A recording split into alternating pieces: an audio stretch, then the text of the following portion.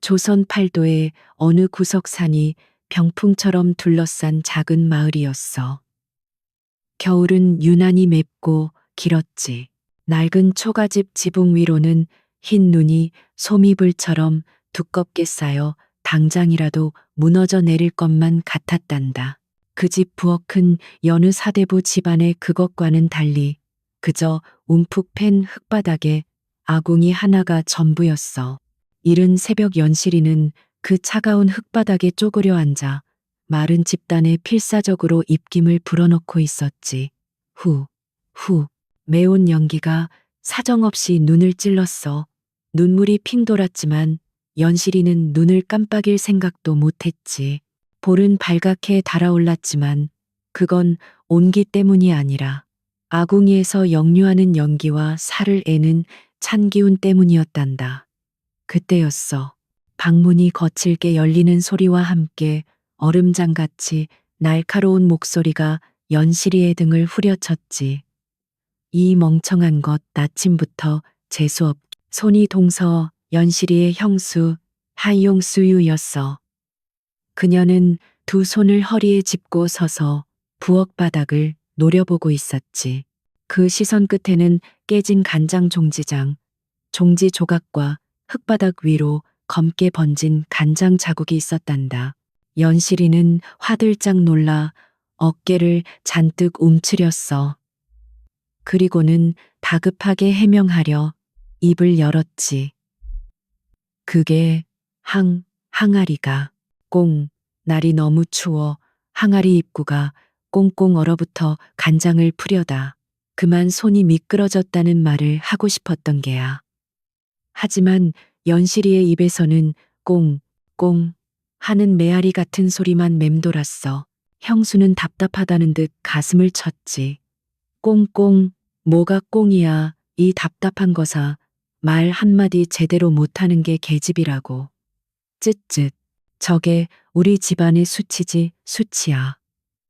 형수의 매서운 타박이 쏟아지는 바로 그 순간 문 하나를 사이에 둔 안방에서는 낭낭하고 힘찬 목소리가 울려 퍼지고 있었어. 하늘 천텐따, 지디 검을 현쉔 누를 황홍. 연실이의 오라버니였지. 그는 이 가문의 유일한 희망이자 과거 컥의 급제에 가문을 일으켜 세울 귀한 몸이었어. 부엌의 소란 따위는 아랑곳하지 않는 그 오만한 목소리는 연실이의 기어들어가는 목소리와 너무나도 대조적이었단다. 방 한쪽 구석에서는 또 다른 소리가 들려왔어. 찰칵, 슥, 찰칵. 연실이의 늙고 병든 어머니가 배틀배틀에 앉아 옷감을 짜는 소리였지.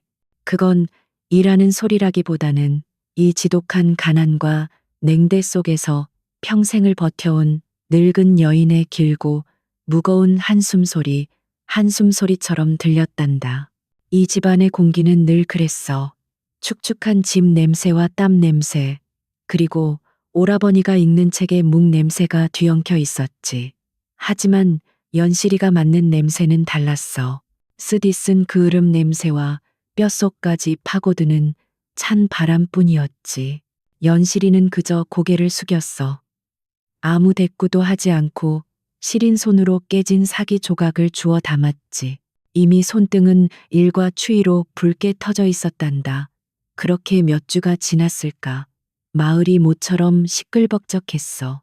고을에 새로 부임한 현감 윤감 나으리가 민심을 살피러 마을을 방문한 게야. 그런데 마침 큰 문제가 생겼단다. 마을에서 제일 가는 부자 두 집안이 땅 경계 문제로 몇 년째 싸움을 벌이고 있었는데 현감 앞에서 기어코 큰 소리가 난 거지. 사또 저놈들이 여름 홍수 때 개울 물줄기가 바뀐 것을 틈타 우리 밭을 가로챈 것이 분명합니다. 무슨 소리요? 원래부터 저 버드나무까지가 우리 땅이었소. 오래된 땅 문서는 애매했고 증인들의 말은 저마다 달랐어. 현감 나으리는 골치가 아픈 듯 관자놀이를 꾹꾹 눌렀지. 바로 그때였어. 연실이의 오라버니가 기다렸다는 듯이 나섰지. 그는 제법 그럴듯한 도포 덮어 자락을 여미고 현감 앞에 엎드렸어. 나으리 소생 비록 배움이 짧으나 맹자 멍제의 말씀을 빌려 아뢰옵니다. 백성을 다스리는 도리는 그는 자신이 외운 경전 구절을 화려하게 쏟아내기 시작했어. 하지만 그 말들은 현란하기만 할 뿐 얽힌 실타래를 푸는 데는 아무런 도움이 되지 않았지. 현감은 지루한 듯 수염만 쓰다듬었고 마을 사람들은 그저 어리둥절한 표정이었단다. 연실이는 물동이를 이고 그 광경을 뒤에서 지켜보고 있었어. 그녀는 오라버니의 말을 듣고 있지 않았어. 그녀는 그저 보고 있었지. 으르렁대는 두 땅 주인을, 그들이 가리키는 밭고랑을, 그리고 아무도 신경 쓰지 않는 개울가의 늙은 바위들을 말이야. 연실이는 조용히 물동이를 내려놓았어. 그리고는 아무도 주목하지 않는 마당, 한 구석 빈 흙바닥으로 걸어갔지. 그녀는 긴 나뭇가지를 주워 흙바닥에 두 밭의 모양을 그렸어. 그러고는 조약돌 몇 개를 주워다가 늙은 버드나무와 개울가 바위들이 있던 자리에 놓았지. 마지막으로 한 줌의 잎사귀 마른 잎을 집어 물이 흘렀던 옛 물길 자리에 뿌렸어. 다른 이들은 모두 새로 생긴 물줄기만 보고 있었지만 연실이는 땅이 움푹 꺼진 묵은 물길의 흔적을 본 게야. 그런 다음 그녀는 새로운 물줄기가 흐르는 곳을 나뭇가지로 다시 그었지. 처음에는 아무도 그 계지바위의 흙장난을 신경 쓰지 않았어. 하지만 곧 싸우던 두 땅 주인의 눈이 그 흙바닥 그림에 멈췄단다. 현감 나으리도 어느새 연실이의 옆에 다가와 그 그림을 내려다보고 있었지. 그림은 너무나도 명확했어. 연실이는 말없이 조약돌 바위와 나무를 가리키고 그 다음 말은 잎사귀 옛 물길을 가리켰어. 그 뜻은 분명했지. 물은 변했지만 돌과 나무는 변하지 않았습니다. 땅의 경계는 원래부터 물이 아니라 이 바위와 나무였습니다. 현감이 짧은 탄성을 내뱉었어. 그리고는 무릎을 치며 크게 웃었지. 이렇게 간단한 것을 늙은이들의 말도 낡은 문서도 아닌 이 땅 자체가 답을 알고 있었구나. 현감은 감탄에 찬 눈으로 연실이를 바라보았어. 하지만 이내 고개를 돌려 어리둥절해 서 있는 연실이의 오라버니 어깨를 툭 쳤지. 여복의 젊은 선비자네는 참으로 복이 많은 사람이구먼. 오라버니는 어리둥절했어. 예, 나으리. 자네 누이가 비록 말은 좀 어눌하고 모자라 보이나 현감이 연실이를 힐끗 보며 말했지. 하늘이 그 아이에게 갈 복까지 모두 자네의 총명한 머리머리에 부어준 것이 틀림없네. 이야, 이런 지혜로운 동생을 두었으니 자네는 필시 가문을 크게 일으킬 게야. 연실이의 오라버니는 그제야 상황을 파악했어. 그는 의기양양하게 가슴을 쫙 폈지. 황송하옵니다. 나으리 가문의 영광입니다. 모든 칭찬은 오라버니에게로 향했어. 연실이는 그저 다시 물동이를 들고 조용히 인파 속으로 사라졌단다. 그날 밤 오라버니는 안방에서 현감에게 칭찬받은 이야기를 무용담처럼 떠들고 있었어. 연실이는 여느 때처럼 차가운 부엌 바닥을 닦고 있었지. 형수가 부엌 문을 거칠게 걷어찼어. 이 망할 년, 네가 감히 어디라고. 현감 나으리 앞에 나서 연실이는 놀라 고개를 들었어. 흙바닥에 그림이나 그리고 온 동네 사람들 앞에서 우리 집안 망신을 시키려고 작정을 했어. 네, 오라버니 체면이 뭐가 된단 말이냐. 아니, 저는 시끄러워 형수가 소리쳤지. 말도 못하는 벙어리 주제에 내 오라버니 앞길 막을 생각일랑 꿈에도 하지 마라. 썩 내 방으로 꺼지지 못해 연실이는 입술을 깨물었어. 바닥의 냉기가 무릎을 타고 온몸으로 퍼져나갔지. 칭찬을 바란 것이 아니었어. 그저 어지러운 다툼을 끝내고 싶었을 뿐이야. 하지만 이 집에서 연실이의 지혜는 그저 흙바닥의 장난질일 뿐이었고, 그녀의 말 못하는 침묵은 그녀를 지켜줄 유일한 방패이자 동시에 가장 무거운 족쇄였단다. 그 현감 나으리가 다녀간 뒤로 몇 달이 지났어. 바람이 색깔을 바꾸고 앙상하던 나뭇가지에 눈이 맺히기 시작했지. 바로 향시 시의 결과가 나오는 날이었단다. 그날따라 연실인의 집 부엌 가궁이는 연기만 뿜어낼 뿐 불길이 좀처럼 살아나지 않았어. 안 그래도 차디찬 집안의 공기가 마치 송곳처럼 살을 내는 듯했지. 저녁 무렵 굳게 닫혔던 살인문이 거칠게 열리는 소리가 났어. 연실이의 오라버니였지. 그는 술에 잔뜩 취해 비틀거리고 있었어. 얼굴은 분노와 수치심으로 붉게 물들어 있었단다. 결과는 그래. 낙방 롯번이었어. 젠장.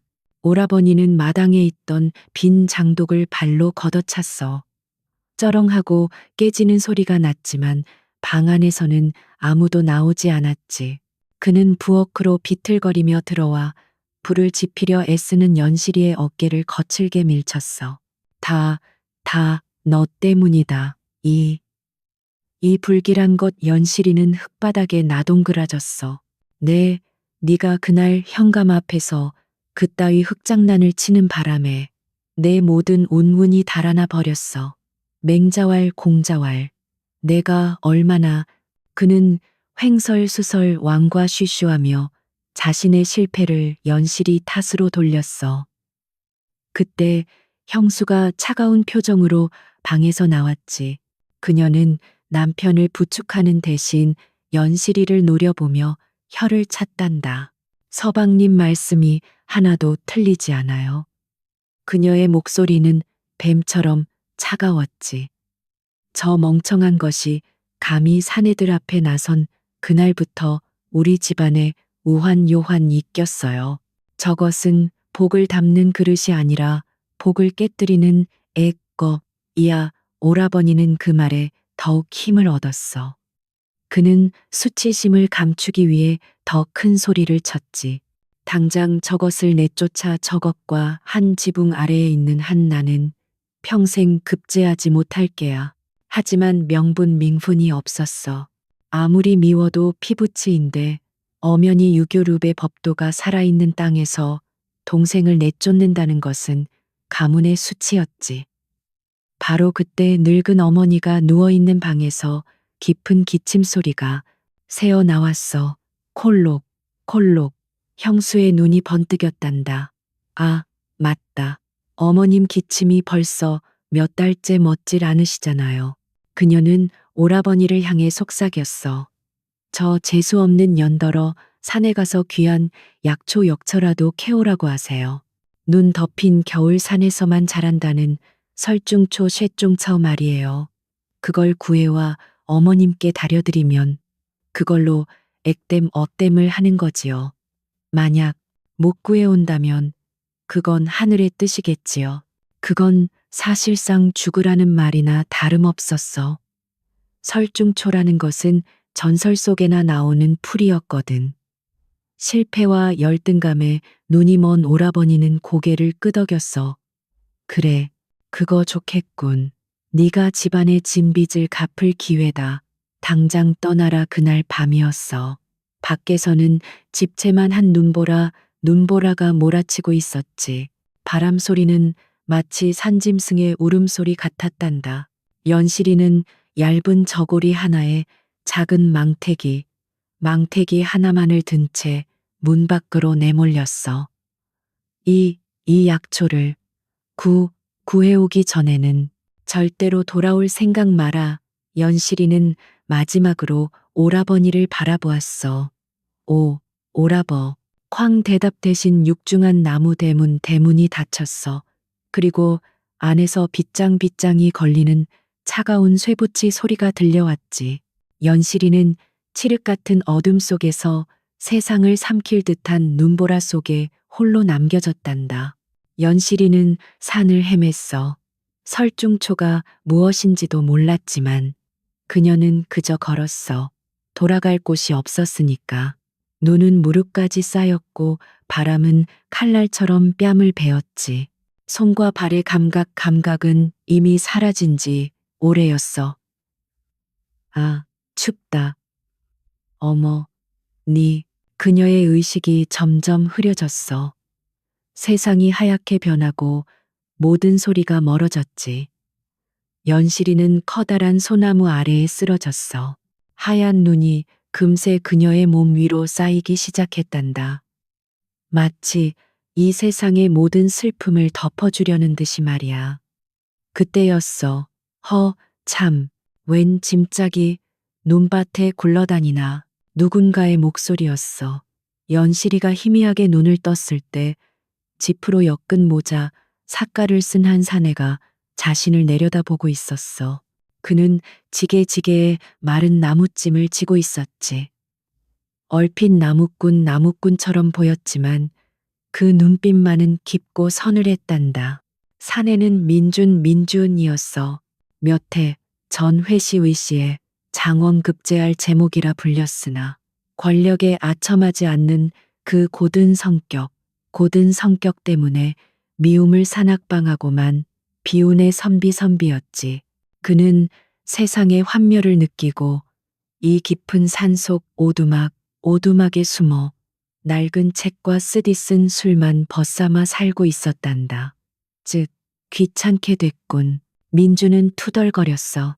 하지만 그는 얼어 죽어가는 사람을 외면할 만큼 모진 사람은 아니었지. 그는 한숨을 내쉬며 연실이를 들쳐업었어. 몹시 가벼웠단다. 그는 연실이를 자신의 오두막으로 데려갔어. 그곳은 집이라기보다는 바람을 겨우 막는 수준의 헛간에 가까웠지. 방 안에는 퀴퀴한 책 냄새와 시큼한 술 냄새, 그리고 곰팡이 냄새가 진동했어. 콜록콜록. 민주는 연실이를 구석에 마른 집 위에 내려놓고는 제 할 일이나 한다는 듯 다시 책상머리에 앉았어. 그는 연실이가 깨어나든 말든 상관없다는 태도였지. 얼마나 지났을까. 연실이는 온몸을 애는 듯한 한기한이에 눈을 떴어. 자신이 낯선 곳에 있다는 것을 깨달았지. 그리고 등잔불 아래에서 책을 읽고 있는 한 사내를 보았어. 일어났군. 민준이 책에서 눈도 떼지 않고 말했어. 그는 딱딱하게 굳은 찐 옥수수 하나를 던져주었지. 먹고 날이 밝는 대로 떠나. 연실이는 몸을 일으키려 했지만 기력이 없었어. 그녀는 고마움과 자신의 처지를 설명해야 한다는 생각에 다급히 입을 열었지. 저는 갈 곳이. 하지만 말이 제대로 나오지 않았어. 가 하는 소리만 새어 나왔지. 민주는 그 소리에 미간을 찌푸렸어. 그는 책을 거칠게 덮었지. 시끄럽다 말하려 애쓰지 마. 그는 세상의 모든 소리가 지긋지긋했거든. 특히나 변명이나 하소연처럼 들리는 소리는 더욱더. 연실이는 입을 다물었어. 그녀는 그 사내의 눈빛에서 자신과 닮은 깊은 절망과 체념을 읽었단다. 그녀는 더 이상 말하려 하지 않았어. 대신 연실이는 움직이기 시작했지. 비틀거리며 일어나 먼저 흩어져 있던 민준의 책들을 가지런히 정리했어. 그리고 차가운 물에 손을 담가 더러운 술병과 그릇들을 씻었지. 민준은 무슨 짓이냐는 듯 노려봤지만 아무 말도 하지 않았어. 그날 밤 민주는 여느 때처럼 지독한 기침을 해댔어. 연실이는 그 소리를 가만히 듣고 있다가 새벽녘에 조용히 오두막을 나갔단다. 민주는 그녀가 드디어 떠났다고 생각했지. 하지만 해가 중천에 뜰 무렵 연실이가 돌아왔어. 손에는 눈을 헤치고 캐낸 몇 가지 풀뿌리와 나무 껍질이 들려 있었지. 그녀는 말없이 그것들을 씻어 작은 솥에 넣고 뭉근하게 달였어. 오두막 안을 채우던 퀴퀴한 냄새 대신 쌉싸름하면서도 향긋한 약초 냄새가 퍼져나갔어. 연실이는 검은 탕약 턱력이 담긴 그릇을 민준에게 내밀었지. 민준은 의심스러운 눈초리로 그녀를 바라봤어. 독이라도 탔느냐? 연실이는 그저 고개를 저을 뿐이었어. 민준은 그 맑고 흔들림 없는 눈을 바라보다가 에라 모르겠다는 심정으로 그릇을 받아 단숨에 들이켰어. 쓰디쓴 맛이 입안에 퍼졌지만 신기하게도 목구멍을 타고 내려가자마자 들끓던 기침이 조금 잦아들었단다. 그날 저녁 연실이는 민준이 숨겨둔 얼마 안 되는 곡식과 낮에 따온 버섯버섯으로 뜨끈한 죽죽을 끓여냈어. 민준은 몇 달 만에 처음으로 사람이 먹는 음식을 먹었지. 두 사람 사이에는 여전히 아무 말도 오가지 않았어. 하지만 그 침묵은 더 이상 어색하거나 불편하지 않았단다. 민주는 낙방한 이후 처음으로 세상의 소음에서 벗어난 듯한 평화로움을 느꼈어. 그날 밤 민주는 잠결에 뒤척이다가 문득 눈을 떴어. 연실이가 아직 꺼지지 않은 아궁이의 잿불 앞에서 쪼그려 앉아 무언가를 하고 있었거든. 그녀는 새까만 숯조각을 손에 쥐고 차가운 흙바닥에 그림을 그리고 있었어. 저건 그림이 아니잖아. 그것은 단순한 그림이 아니었어. 선과 선이 만나고 원이 그려지고 물줄기가 흐르는 방향이 표시되어 있었지. 그것은 마치 이 산 아랫마을의 물길과 밭의 배치를 그려놓은 복잡한 지도 즉 수로도 쇠로토처럼 보였단다. 민주는 술 기운이 확 깨는 것을 느꼈어. 그는 자기도 모르게 입을 열었지. 너는 도대체. 연실이는 천천히 고개를 들었어. 그녀의 눈은 잿불에 반사되어 맑게 빛나고 있었지. 그리고는 아무 일 없다는 듯 다시 흙바닥의 지도 위에 새로운 선 하나를 그어 넣었단다. 오두막의 겨울은 혹독했지만 두 사람이 서로의 온기에 의지하자 시간은 생각보다 빨리 흘러갔단다. 얼어붙었던 계곡이 녹아내리는 물소리가 들리고 산 곳곳에 진달래가 수줍게 피어나기 시작했지. 연실이의 정성 어린 간호 덕분에 민준의 지독한 기침은 멎었고 그의 얼굴에도 서서히 핏기가 돌기 시작했어. 그는 더 이상 술에 절어 살지 않았단다. 대신 그는 다시 붓붓을 잡았어. 수년간 먼지만 쌓여가던 벼루에 맑은 물이 채워졌지. 어느 맑은 봄날 오후였어. 민주는 창호지를 뚫고 들어오는 따스한 햇볕 아래서 책을 읽고 있었지. 하지만 그의 미간은 잔뜩 찌푸려져 있었단다. 참, 그는 몇 달 만에 처음으로 깊은 좌절에 빠져 있었어. 그가 읽던 것은 노자 러즈의 도덕경 다덕깅이었지. 30개의 바퀴살이 하나의 바퀴통에 모이지만 그 가운데가 비어 있기에 수레에 쓸모가 있다. 30복 공이치 떵키모 여처지용. 흙을 빚어 그릇을 만들지만 그 가운데가 비어 있기에 그릇에 쓸모가 있다. 피보 이외치 떵키모 여치지용. 도대체 비어 있음의 쓸모 모용지용 라니 텅 빈 것이 어찌 쓸모가 있단 말인가. 민주는 답답한 듯 머리를 쥐어뜯었어. 그는 수십 권의 경전을 읽었지만 이 단순한 구절의 속뜻을 꿰뚫지 못하고 있었지. 그는 텅 빈 것을 아무것도 없는 것이라고만 생각했거든. 그는 화를 이기지 못하고 종이를 구겨 방구석으로 던져버렸단다. 그때였어. 구석에서 조용히 약초를 다듬던 연실이가 자리에서 일어났지. 그녀는 민준이 던져버린 구겨진 종이를 조용히 주워들었어. 그리고는 처음으로 민준의 책상 앞에 섰단다. 민준은 의아한 눈으로 그녀를 바라봤어. 연실이는 잠시 망설이더니 그의 붓을 집어들었어. 겨울 내내 부엌일과 약초 캐는 일로 거칠어졌던 손이었지만 그 손이 붓을 잡는 태타에는 조금도 흐트러짐이 없었지. 그녀는 벼루의 먹을 살짝 찍었어. 그리고 민준이 펼쳐놓은 새하얀 종이 화선지 위에 단 하나의 한자 한 줄을 써 내려갔단다. 글자 자체는 아니었어. 그것은 글자라기보다는 하나의 그림에 가까웠지. 하지만 그 필체 빛에는 민주는 숨이 멎는 것 같았어. 그것은 부드러우면서도 강건했고 단정하면서도 기품이 넘쳤지. 수십 년간 붓을 잡아온 데가 다자의 필체와도 같았단다이. 이 글씨는 민주는 넋을 잃고 그 글자를 바라봤어. 그릇 그는 고개를 들어 연실이를 보았어. 연실이는 아무 말 없이 붓끝으로 방금 쓴 글자의 가운데 빈 공간 콩을 가리켰어.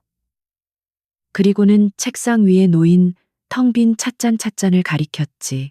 마지막으로 물이 담겨 있던 벼루에 움푹 팬 곳을 가리켰어. 순간 민준의 머릿속에 무언가 번개처럼 스쳐 지나갔단다. 그는 무릎을 쳤어. 그렇구나.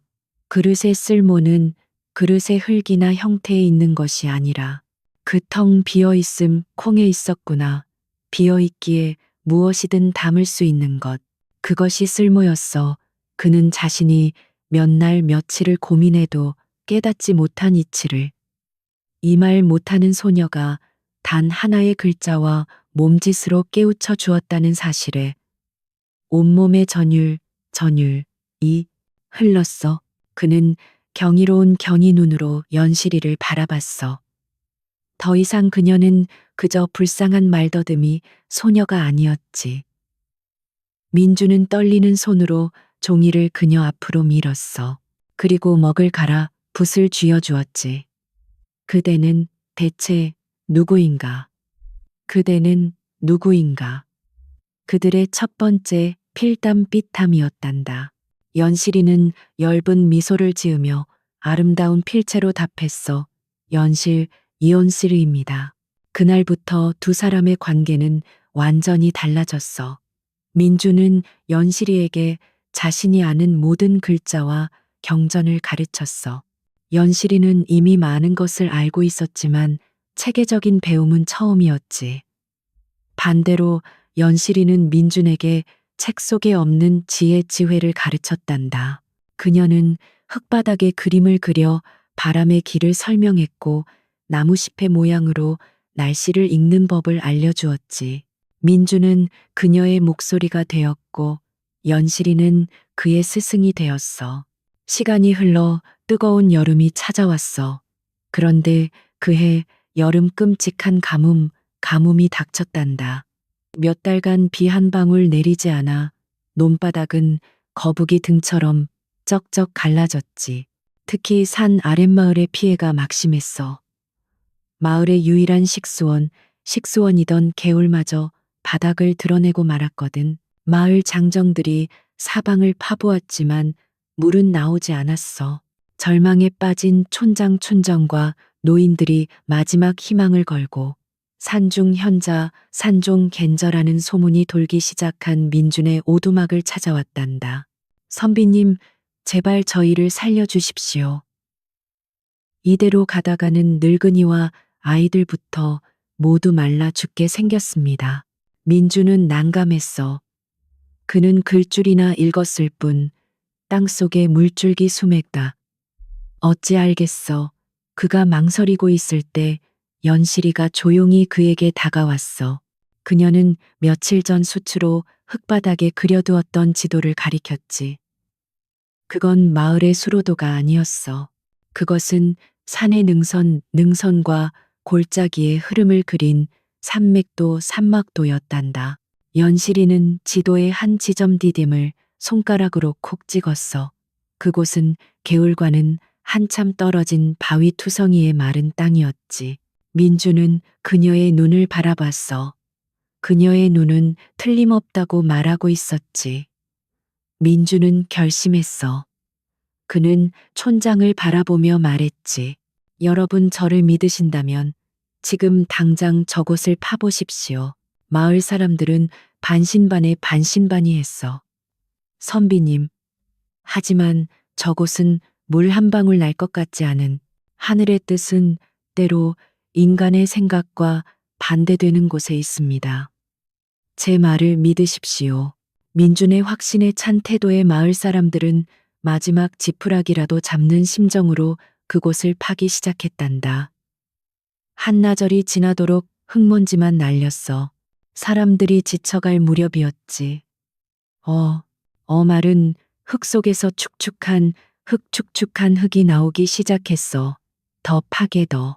그리고 마침내 와 하는 함성과 함께 바위 틈에서 맑은 물줄기가 솟구쳐 올랐단다. 마을은 축제 분위기가 되었어. 산중 현자의 명성밍성은 순식간에 온 고을로 퍼져나갔지. 그 소문은 바람을 타고 연실이의 옛집에도 들어갔단다. 때마침 다음 향시를 준비하던 연실이의 오라버니는 귀가 솔깃했어.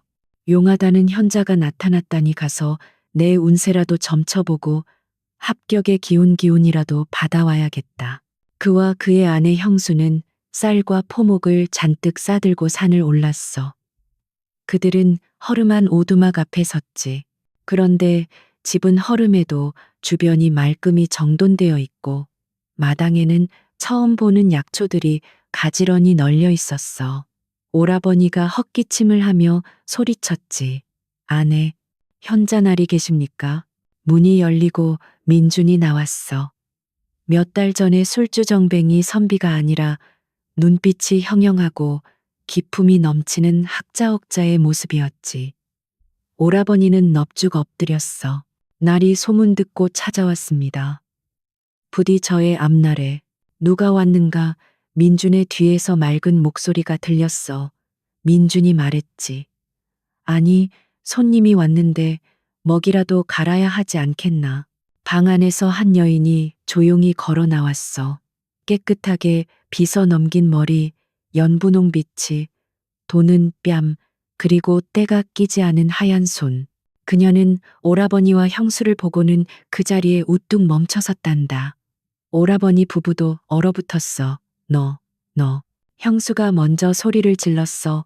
네, 네가 어찌 이 말더듬이. 멍청한 년. 이 감히 선비님. 댁에 숨어든 개야. 그녀는 민준을 향해 애원하듯 외쳤지. 선비님 속으시면 안 됩니다. 이 아이는 제정신이 아닌 아이입니다. 말도 제대로 못하는 벙어리입니다. 이 아이가 선비님을 속이고 닥치시오. 민준의 목소리는 천둥 과도 같았어. 그는 오두막 문틀을 잡은 손을 부들부들 떨고 있었지. 몇 년 만에 처음으로 타오르는 분노였어. 멍청한 것은 이 아이가 아니오. 민준이 차갑게 말했지. 눈앞에 태산탈산을 두고도 그것이 산인 줄 모르고 맑은 샘을 옆에 두고도 그것이 물인 줄 모르는 바로 그대들이오. 형수는 그 기세에 눌려 입을 다물었어. 오라버니는 그제야 상황을 깨달았지. 이 산중 현자가 자신이 내쫓았던 멍청한 누이와 함께 살고 있다는 것을, 그리고 저 선비가 자신의 누이를 극진히 아끼고 있다는 것을. 그때였어. 지금까지 늘 고개를 숙이고 어깨를 움츠리고 눈을 피하기만 하던 연실이가 천천히 고개를 들었단다. 그녀는 한 걸음 앞으로 나섰어. 그리고는 오라버니의 눈을 똑바로 쳐다봤어. 그녀는 오 하며 입을 열려 했지만 여전히 말은 나오지 않았지. 하지만 그럴 필요가 없었단다. 그녀의 눈빛은 더 이상 두려움에 떨지 않았어. 원망도 아니었지. 그것은 맑고 단단하고 모든 것을 꿰뚫어 보는 듯한 고요한 힘임이었어. 나는 더 이상 당신들이 알던 내가 아니다라고 말하는 듯 했지. 오라버니는 그 눈빛에 압도당했어. 그는 진짜 선비 민준의 분노와 자신이 평생 무시했던 누이의 그 알 수 없는 눈빛 앞에서 견딜 수 없는 수치심을 느꼈단다. 그는 아내의 팔을 거칠게 잡아 끌었어. 가자. 망신살이 뻗쳤군. 어서. 두 사람은 가져왔던 예물도 챙기지 못하고 도망치듯 산을 내려갔단다. 연실이는 그들이 사라지는 뒷모습을 한참이나 바라보았어. 그리고는 조용히 돌아서 민준의 벼루에 맑은 물을 부었단다. 그날 이후 산중 현자의 명성은 더욱 높아졌어. 하지만 이제 사람들은 서서히 알게 되었지. 현자는 민준 선비 혼자가 아니라는 것을, 가뭄을 해결한 물길도 마을의 분쟁을 해결하는 기발한 방법도, 예를 들어 밭의 넓이가 아니라 밭의 내리쬐는 햇볕의 시간으로 땅을 나누라는 지혜, 심지어 농기구를 고치는 새로운 방식도 모두 민준 선비의 입을 통해 나왔지만 그 근원은 저 말 못하는 여인 연실이의 손짓과 그림에서 나온다는 것을 말이야. 그 소문은 마침내 고을에 새로 부임한 청렴결백하기로 소문난 신임 현감의 귀에까지 들어가게 되었어. 현감은 세금을 거두는 일보다 백성의 삶을 살피는 것을 우선하는 사람이었지. 그는 이 기이한 두 명의 현자에 대해 깊은 관심을 갖게 되었단다. 돈 한 푼 받지 않고 오직 지혜로 백성을 돕는 이들이라. 현감은 결심했어. 자신이 직접 그들을 만나봐야겠다고 말이야. 그는 관복을 벗고 평복으로 갈아입은 채 조용히 민준과 연실이가 있는 산으로 향했단다. 이 만남이 연실이의 운명을 또 한 번 뒤바꿔 놓을 줄은 그때는 아무도 몰랐지. 새로 부임한 현감이 산을 찾았을 때 그는 오두막 마당에서 조용히 붓글씨를 연습하는 연실이와 그 곁에서 다정하게 먹을 갈아주고 있는 민준을 발견했단다. 현감은 두 사람의 행색은 남루히 알아보았지. 그 눈빛과 기세가 여느 대갓집 자제들 못지않음을 한눈에 알아보았지. 그는 두 사람과 하룻밤을 묵으며 필담비탐과 담소담쇼를 나누었어. 그리고 날이 밝아 산을 내려올 때 현감은 깊은 간동에 휩싸였지. 하늘이 진정이 누추한 곳에 헨저를 숨겨두었구나. 특히 저 여인 연실이는 보석보식이다. 현감은 조정저팅에 이 두 사람의 이야기를 상세히 적어 장계 정계를 올렸단다. 때마침 그 해는 임금께서 나라의 기강을 바로잡고 숨겨진 인재렌자를 찾기 위해 팔도를 암행항허하던 해였어. 가뭄을 기이한 방식으로 해결한 산중 현자의 이야기와 현감의 장계는 임금의 귀에까지 들어가게 되었지. 가장 낮은 곳에서 가장 높은 지혜가 나왔다. 흥미롭구나. 임금은 가뭄으로 가장 고통받았던 그 고을로 행차온치를 결정했단다. 그리고 백성들을 위로하는 한편 그 현자의 실력을 직접 시험해 보기 위해 특별한 별시의 씨를 열 것을 명했어. 고을의 모든 선비와 글줄이나 읽는다는 자는 모두 모이게 하라. 고을 관야 마당은 수백 명의 유색 루성들로 발 디딜 틈이 없었어. 모두가 일생일대의 기회를 잡기 위해 잔뜩 긴장해 있었지. 그 무리 속에는 초라한 행색의 연실이 오라버니도 끼어 있었단다. 그는 이번이 정말 마지막 기회라 생각하며 바들바들 떨고 있었지. 임금이 용상 롱정에 앉아 좌중을 둘러보았어. 그리고는 낮고 위험 있는 목소리로 문제를 내었단다. 괄은 이 묻겠다. 이 나라 조선 저센에서 가장 귀한 것 쬐꾀인 동시에 가장 천한 것 쬐지는 무엇인가. 순간 마당은 물을 끼얹은 듯 조용해졌어. 귀하면서 동시에 천한 것 류생들은 혼란에 빠졌지. 이윽고 한 선비가 나섰어. 황금 원기미옵니다. 귀하지만 탐욕을 부르면 천해집니다. 임금은 고개를 저었어. 다른 선비가 나섰지. 백성 박싱의 마음이옵니다. 얻기는 귀하나 잃기는 쉽사옵니다. 그럴듯하나 내가 찾는 답이 아니다. 수십 개의 답이 쏟아져 나왔어. 효샤오, 충종, 권력 균릭, 군데군데. 임금의 표정은 점점 지루함으로 변해갔지. 바로 그때 연시리의 오라버니가 기회다 싶어 앞으로 뛰쳐나왔어. 전하, 그것은 충심 총심 어린 간언 간옌 이옵니다. 들을 때는 귀가 아파 천하게 느껴지나 받아들이면 나라를 구하는 가장 귀한. 그는 화려한 미사여구 매질의 귀를 늘어놓았지만 임금은 듣다 말고 손을 들어 말을 끊었어. 시끄럽다. 그저 말장난일 뿐이다. 임금이 실망한 표정으로 현감을 돌아보았을 때 현감이 앞으로 나섰어. 전하, 이 고을에 아직 전하께 답을 올리지 않은 이가 있사옵니다. 누구인가 전하께서 그토록 찾으시던 산중 현자 민준 선비이옵니다. 민준이 부름을 받고 임금 앞에 섰어. 그는 조금도 주눅 들지 않고 당당했지. 네가 답을 아느냐?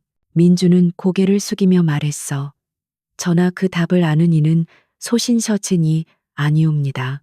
뭐라? 소신의 곁에 있는 사람, 곧 소신과 백년가약, 방옌 차역을 맺을 여인입니다. 무엇이 계집이라 하였느냐? 감히 여인을 이 신성한 별씨 자리에 유생들이 술렁이며 민준을 비난했어. 임금은 오히려 흥미롭다는 듯 눈을 빛냈지. 좋다. 그 여인을 데려오라. 연시리가 관아 마당으로 들어섰어. 수백 명의 시선이 그녀에게 쏠렸지.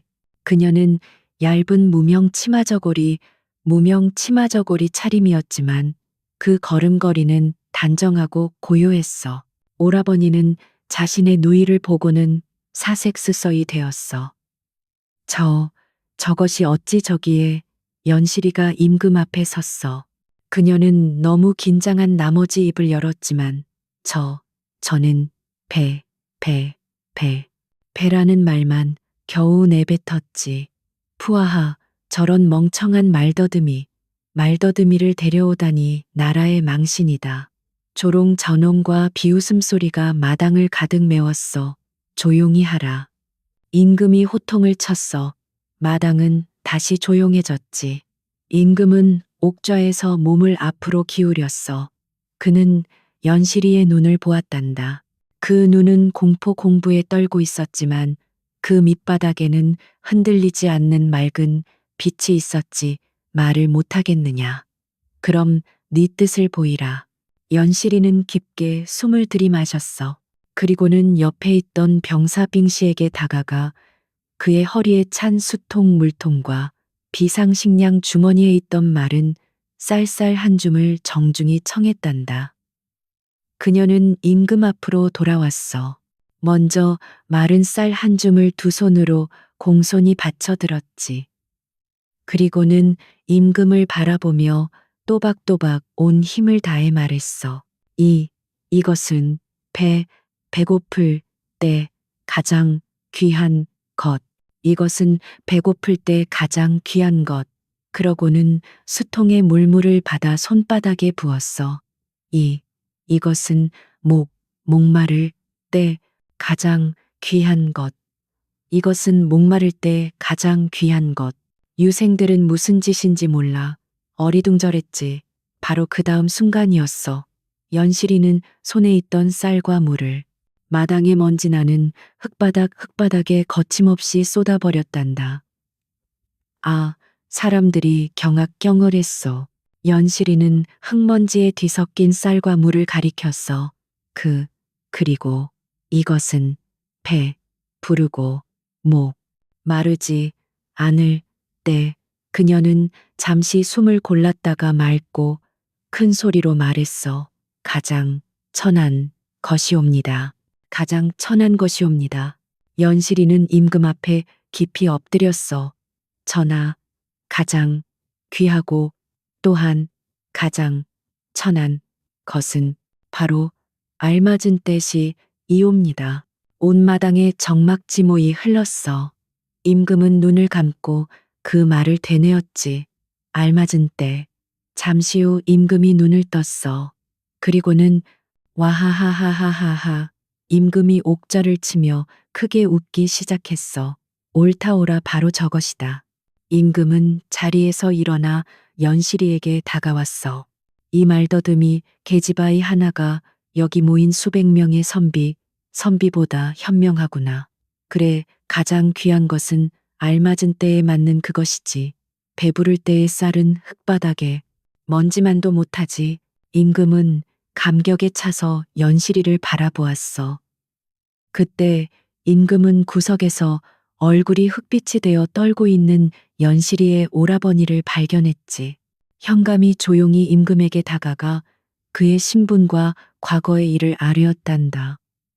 임금의 얼굴이 순간 싸늘하게 굳었어. 내 이놈 저런 보석보식을 누이로 두고도 애걱이라 부르며 눈보라 속에 내쫓았단 말이냐. 너의 어리석음은 그를 배운 죄죄로구나. 임금은 명했어. 저자의 유생 자격을 당장 박탈먹딕하라. 그리고 저자와 그 아내는 평생 이고을 관아의 노비가 되어 저들이 그토록 무시했던 백성들의 가장 천한 일을 돌보게 하라. 그들이 버린 알맞은 때가 얼마나 무서운 것인지 뼈저리게 느끼게 하라. 오라버니와 형수는 그 자리에서 끌려나갔단다. 그것이 그들의 오만어만과 탐욕에 대한 하늘의 심판이었지. 이제 임금은 다시 따뜻한 눈으로 연실이를 바라보았어. 연실이라 하였느냐. 쟤는 너의 지혜에 깊이 감복감fu하였다. 짐을 따라 궁궁으로 가자. 너를 정일품 정의핀 상국밑궁으로 삼아 짐의 곁에서 나라의 큰일을 의논하게 하겠다. 모두가 숨을 죽였어. 평민여인 그것도 말더듬이 소녀에게 정일품이라니 일생일대의 영광이었지. 하지만 연실이는 고개를 저었어. 그녀는 이번에는 말 대신 민준을 바라보았지. 민준이 얼른 붓과 종이를 가져와 그녀 앞에 펼쳤어.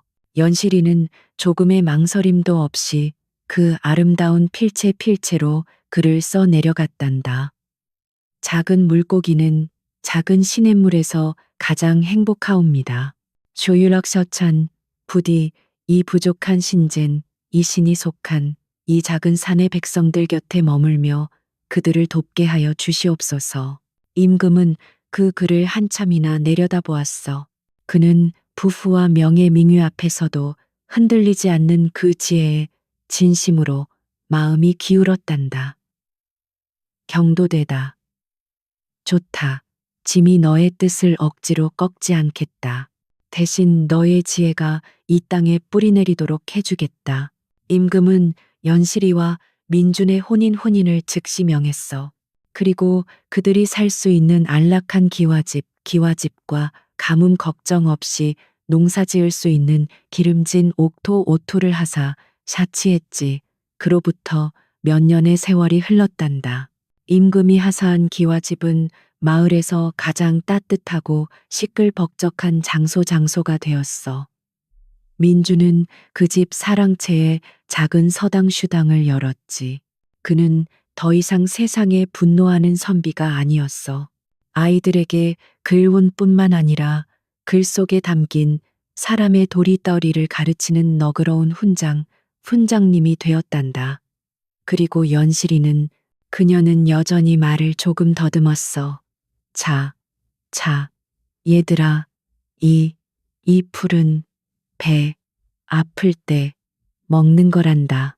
하지만 이제 아무도 그녀를 비웃지 않았지. 아이들은 훈장님보다 연실이의 수업을 더 좋아했어. 그녀는 아이들을 데리고 산으로 들러 다니며 흙의 소중함, 소중함과 풀의 이름, 그리고 기다림의 지혜를 가르쳤단다. 어느 가을날이었어. 민주는 서당 마루에 앉아 책을 읽고 있었지. 마당의 커다란 감나무에는 주홍빛감이 주렁주렁 열려 있었어. 그 애는 유난히 풍년훈yen이었단다. 그때였어. 아빠, 아빠, 5살 배기, 사내아이 아들과 아장아장 걸음으로 집 안으로 뛰어 들어왔어. 어머니가 꽃을 꿀꺽. 민준이 놀라 뛰어나가 보니 연실이가 부엌에서 방금 딴 진달래로 화전을 붙이고 있었어. 그리고 그 옆에서 아들 녀석이 꽃잎을 날름 집어먹고 있었던 개야. 하하. 이 녀석 연실이가 아들을 번쩍 들어 안았어. 맛있어. 아이는 좋다고 깨르르 웃었지. 민주는 그 모습을 보며 자신도 모르게 행복한 미소 외셔를 지었단다. 저 멀리 아이들이 서당에서 배운 천자문 챈즈먼을 외는 소리가 바람을 타고 실려왔어. 하늘 천텐 따지 디검을 현 쉰누를 황웡. 그것은 언젠가 연실이의 오라버니가 오만하게 외치던 그 소리가 아니었어. 그것은 희망시원과 배움의 즐거움이 가득 담긴 맑고 힘찬 소리였단다. 그래 그렇게 가장 혹독한 겨울을 견뎌낸 씨앗이 가장 따뜻한 봄을 맞이하고 가장 달콤한 열매를 맺는 법이란다. 이야기는 여기까지란다 얘야. 이제 정말 밤이 깊었구나. 어서 따뜻한 이불 속으로 들어가렴. 그리고 연실이처럼 내 안에 숨겨진 가장 귀한 보석을 잊지 말거라. 잘 자려무나. 조선 팔도의 어느 구석산이 병풍처럼 둘러싼 작은 마을이었어. 겨울은 유난히 맵고 길었지.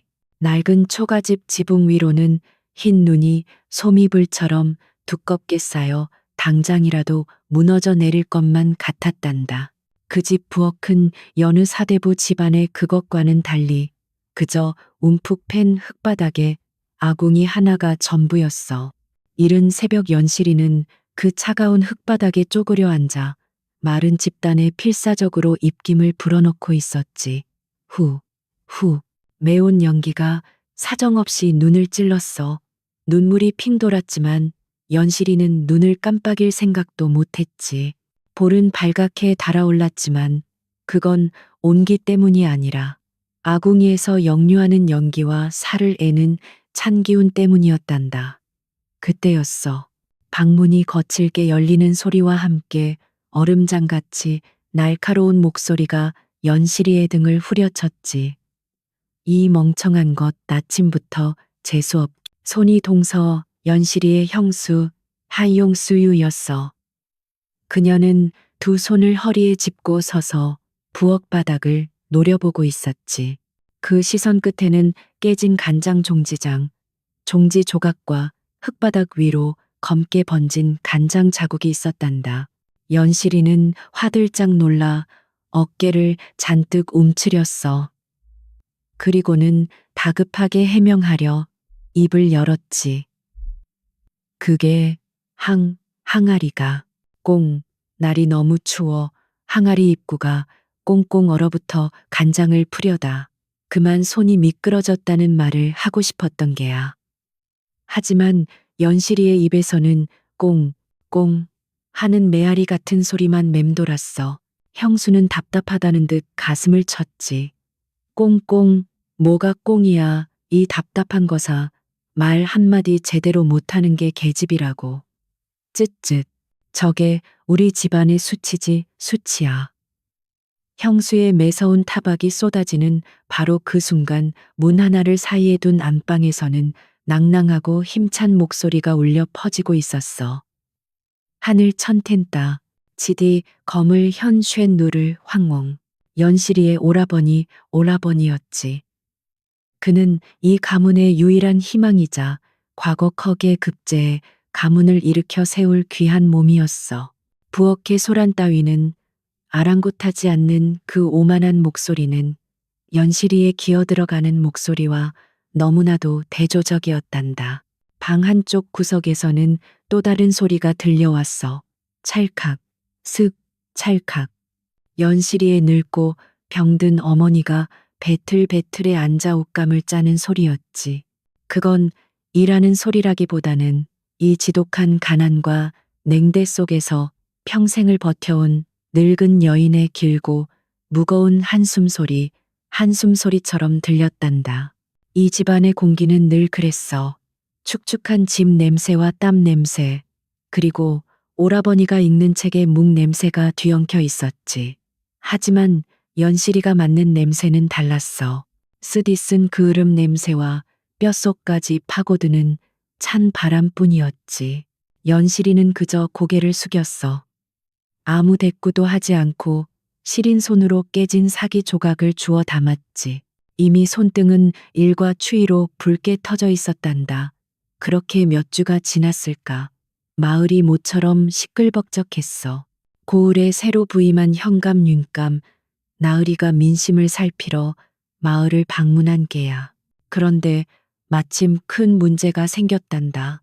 마을에서 제일 가는 부자 두 집안이 땅 경계 문제로 몇 년째 싸움을 벌이고 있었는데 현감 앞에서 기어코 큰 소리가 난 거지. 사또 저놈들이 여름 홍수 때 개울 물줄기가 바뀐 것을 틈타 우리 밭을 가로챈 것이 분명합니다. 무슨 소리요? 원래부터 저 버드나무까지가 우리 땅이었소. 오래된 땅 문서는 애매했고 증인들의 말은 저마다 달랐어. 현감 나으리는 골치가 아픈 듯 관자놀이를 꾹꾹 눌렀지. 바로 그때였어. 연실이의 오라버니가 기다렸다는 듯이 나섰지. 그는 제법 그럴듯한 도포 덮어 자락을 여미고 현감 앞에 엎드렸어. 나으리 소생 비록 배움이 짧으나 맹자 멍제의 말씀을 빌려 아뢰옵니다. 백성을 다스리는 도리는 그는 자신이 외운 경전 구절을 화려하게 쏟아내기 시작했어. 하지만 그 말들은 현란하기만 할 뿐 얽힌 실타래를 푸는 데는 아무런 도움이 되지 않았지. 현감은 지루한 듯 수염만 쓰다듬었고 마을 사람들은 그저 어리둥절한 표정이었단다. 연실이는 물동이를 이고 그 광경을 뒤에서 지켜보고 있었어. 그녀는 오라버니의 말을 듣고 있지 않았어. 그녀는 그저 보고 있었지. 으르렁대는 두 땅 주인을 그들이 가리키는 밭고랑을 그리고 아무도 신경 쓰지 않는 개울가의 늙은 바위들을 말이야. 연실이는 조용히 물동이를 내려놓았어. 그리고는 아무도 주목하지 않는 마당, 한 구석 빈 흙바닥으로 걸어갔지. 그녀는 긴 나뭇가지를 주워 흙바닥에 두 밭의 모양을 그렸어. 그러고는 조약돌 몇 개를 주워다가 늙은 버드나무와 개울가 바위들이 있던 자리에 놓았지. 마지막으로 한 줌의 마른 잎사귀 마른 잎을 집어 물이 흘렀던 옛물길 자리에 뿌렸어. 다른 이들은 모두 새로 생긴 물줄기만 보고 있었지만 연실이는 땅이 움푹 꺼진 묵은 물길의 흔적을 본 게야. 그런 다음 그녀는 새로운 물줄기가 흐르는 곳을 나뭇가지로 다시 그었지. 처음에는 아무도 그 계지바위의 흙장난을 신경 쓰지 않았어. 하지만 곧 싸우던 두 땅 주인의 눈이 그 흙바닥 그림에 멈췄단다. 현감 나으리도 어느새 연실이의 옆에 다가와 그 그림을 내려다보고 있었지. 그림은 너무나도 명확했어. 연실이는 말없이 조약돌 바위와 나무를 가리키고 그 다음 말은 잎사귀 옛 물길을 가리켰어. 그 뜻은 분명했지. 물은 변했지만 돌과 나무는 변하지 않았습니다. 땅의 경계는 원래부터 물이 아니라 이 바위와 나무였습니다. 현감이 짧은 탄성을 내뱉었어. 그리고는 무릎을 치며 크게 웃었지. 이렇게 간단한 것을 늙은이들의 말도 낡은 문서도 아닌 이 땅 자체가 답을 알고 있었구나. 현감은 감탄에 찬 눈으로 연실이를 바라보았어. 하지만 이내 고개를 돌려 어리둥절해 서 있는 연실이의 오라버니 어깨를 툭 쳤지. 여복의 젊은 선비자네는 참으로 복이 많은 사람이구먼. 오라버니는 어리둥절했어. 예, 나으리. 자네 누이가 비록 말은 좀 어눌하고 모자라 보이나 현감이 연실이를 힐끗 보며 말했지. 하늘이 그 아이에게 갈 복까지 모두 자네의 총명한 머리머리에 부어준 것이 틀림없네. 이야, 이런 지혜로운 동생을 두었으니 자네는 필시 가문을 크게 일으킬 게야. 연실이의 오라버니는 그제야 상황을 파악했어. 그는 의기양양하게 가슴을 쫙 폈지. 황송하옵니다. 나으리 가문의 영광입니다. 모든 칭찬은 오라버니에게로 향했어. 연실이는 그저 다시 물동이를 들고 조용히 인파 속으로 사라졌단다. 그날 밤 오라버니는 안방에서 현감에게 칭찬받은 이야기를 무용담처럼 떠들고 있었어. 연실이는 여느 때처럼 차가운 부엌 바닥을 닦고 있었지. 형수가 부엌 문을 거칠게 걷어찼어. 이 망할 년, 네가 감히 어디라고. 현감 나으리 앞에 나서 연실이는 놀라 고개를 들었어. 흙바닥에 그림이나 그리고 온 동네 사람들 앞에서 우리 집안 망신을 시키려고 작정을 했어. 네, 오라버니 체면이 뭐가 된단 말이냐. 아, 아니, 저는 시끄러워 형수가 소리쳤지. 말도 못하는 벙어리 주제에 내 오라버니 앞길 막을 생각일랑 꿈에도 하지 마라. 썩 내 방으로 꺼지지 못해 연실이는 입술을 깨물었어. 바닥의 냉기가 무릎을 타고 온몸으로 퍼져나갔지. 칭찬을 바란 것이 아니었어. 그저 어지러운 다툼을 끝내고 싶었을 뿐이야. 하지만 이 집에서 연실이의 지혜는 그저 흙바닥의 장난질일 뿐이었고, 그녀의 말 못하는 침묵은 그녀를 지켜줄 유일한 방패이자 동시에 가장 무거운 족쇄였단다. 그 현감 나으리가 다녀간 뒤로 몇 달이 지났어. 바람이 색깔을 바꾸고 앙상하던 나뭇가지에 눈이 맺히기 시작했지. 바로 향시 시의 결과가 나오는 날이었단다. 그날따라 연실이네 집 부엌 가궁이는 연기만 뿜어낼 뿐 불길이 좀처럼 살아나지 않았어. 안 그래도 차디찬 집안의 공기가 마치 송곳처럼 살을 내는 듯했지. 저녁 무렵 굳게 닫혔던 살인문이 거칠게 열리는 소리가 났어. 연실이의 오라버니였지. 그는 술에 잔뜩 취해 비틀거리고 있었어. 얼굴은 분노와 수치심으로 붉게 물들어 있었단다. 결과는 그래.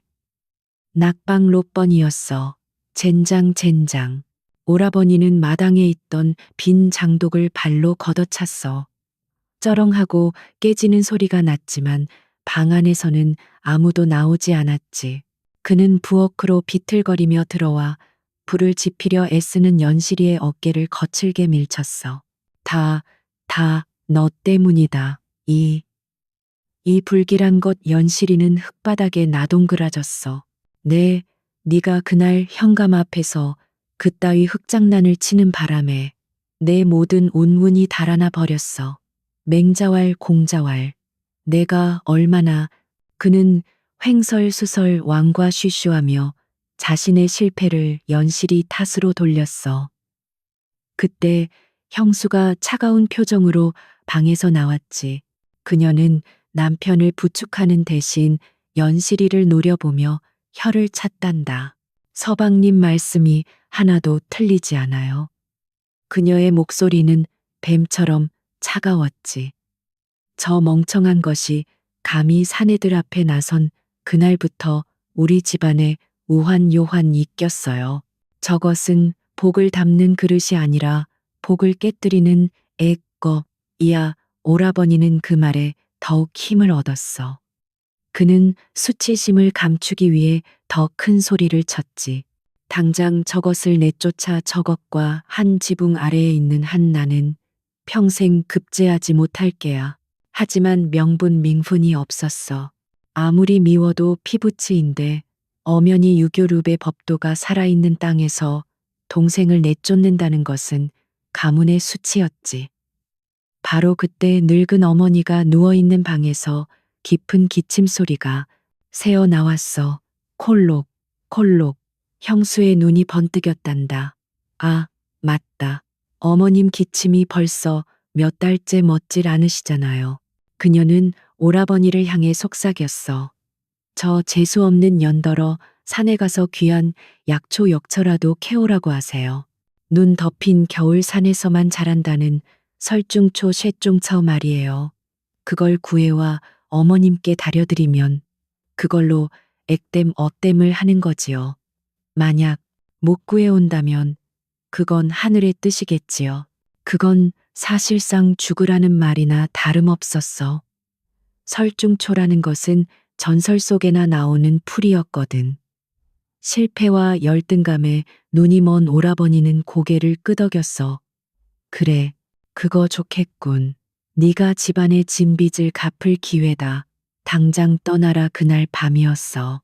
밖에서는 집채만 한 눈보라가 몰아치고 있었지. 바람 소리는 마치 산짐승의 울음소리 같았단다. 연실이는 얇은 저고리 하나에 작은 망태기 하나만을 든 채 문 밖으로 내몰렸어. 이 약초를 구해오기 전에는 절대로 돌아올 생각 마라. 연실이는 마지막으로 오라버니를 바라보았어. 오라버. 쾅 대답 대신 육중한 나무 대문이 닫혔어. 그리고 안에서 빗장빗장이 걸리는 차가운 쇠붙이 소리가 들려왔지. 연실이는 칠흑 같은 어둠 속에서 세상을 삼킬 듯한 눈보라 속에 홀로 남겨졌단다. 연실이는 산을 헤맸어. 설중초가 무엇인지도 몰랐지만 그녀는 그저 걸었어. 돌아갈 곳이 없었으니까. 눈은 무릎까지 쌓였고 바람은 칼날처럼 뺨을 베었지. 손과 발의 감각은 이미 사라진 지 오래였어. 아, 춥다. 어머, 그녀의 의식이 점점 흐려졌어. 세상이 하얗게 변하고 모든 소리가 멀어졌지. 연실이는 커다란 소나무 아래에 쓰러졌어. 하얀 눈이 금세 그녀의 몸 위로 쌓이기 시작했단다. 마치 이 세상의 모든 슬픔을 덮어주려는 듯이 말이야. 그때였어. 참, 웬 짐짝이 논밭에 굴러다니나. 누군가의 목소리였어. 연실이가 희미하게 눈을 떴을 때 지프로 엮은 모자, 삿가를 쓴 한 사내가 자신을 내려다보고 있었어. 그는 지게지게에 마른 나무찜을 쥐고 있었지. 얼핏 나무꾼처럼 보였지만 그 눈빛만은 깊고 서늘했단다. 사내는 민준이었어. 몇 해 전 회시의시에 장원급제할 제목이라 불렸으나 권력에 아첨하지 않는 그 고든 성격 때문에 미움을 산악방하고만 비운의 선비였지. 그는 세상의 환멸을 느끼고 이 깊은 산속 오두막에 숨어 낡은 책과 쓰디 쓴 술만 벗삼아 살고 있었단다. 귀찮게 됐군. 민주는 투덜거렸어. 하지만 그는 얼어 죽어가는 사람을 외면할 만큼 모진 사람은 아니었지. 그는 한숨을 내쉬며 연실이를 들쳐업었어. 몹시 가벼웠단다. 그는 연실이를 자신의 오두막으로 데려갔어. 그곳은 집이라기보다는 바람을 겨우 막는 수준의 헛간에 가까웠지. 방 안에는 퀴퀴한 책 냄새와 시큼한 술 냄새, 그리고 곰팡이 냄새가 진동했어. 콜록콜록. 민주는 연실이를 구석에 마른 집 위에 내려놓고는 제 할 일이나 한다는 듯 다시 책상머리에 앉았어. 그는 연실이가 깨어나든 말든 상관없다는 태도였지. 얼마나 지났을까. 연실이는 온몸을 애는 듯한 한기한이에 눈을 떴어. 자신이 낯선 곳에 있다는 것을 깨달았지. 그리고 등잔불 아래에서 책을 읽고 있는 한 사내를 보았어. 일어났군. 민준이 책에서 눈도 떼지 않고 말했어. 그는 딱딱하게 굳은 찐 옥수수 하나를 던져주었지. 먹고 날이 밝는 대로 떠나. 연실이는 몸을 일으키려 했지만 기력이 없었어. 그녀는 고마움과 자신의 처지를 설명해야 한다는 생각에 다급히 입을 열었지. 저는 갈 곳이. 하지만 말이 제대로 나오지 않았어. 가 하는 소리만 새어 나왔지. 민주는 그 소리에 미간을 찌푸렸어. 그는 책을 거칠게 덮었지. 시끄럽다 말하려 애쓰지 마. 그는 세상의 모든 소리가 지긋지긋했거든. 특히나 변명이나 하소연처럼 들리는 소리는 더욱더. 연실이는 입을 다물었어. 그녀는 그 사내의 눈빛에서 자신과 닮은 깊은 절망과 체념을 읽었단다. 그녀는 더 이상 말하려 하지 않았어. 대신 연실이는 움직이기 시작했지. 비틀거리며 일어나 먼저 흩어져 있던 민준의 책들을 가지런히 정리했어. 그리고 차가운 물에 손을 담가 더러운 술병과 그릇들을 씻었지.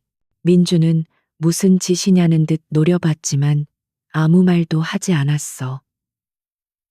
그날 밤 민주는 여느 때처럼 지독한 기침을 해댔어. 연실이는 그 소리를 가만히 듣고 있다가 새벽녘에 조용히 오두막을 나갔단다. 민주는 그녀가 드디어 떠났다고 생각했지. 하지만 해가 중천에 뜰 무렵 연실이가 돌아왔어.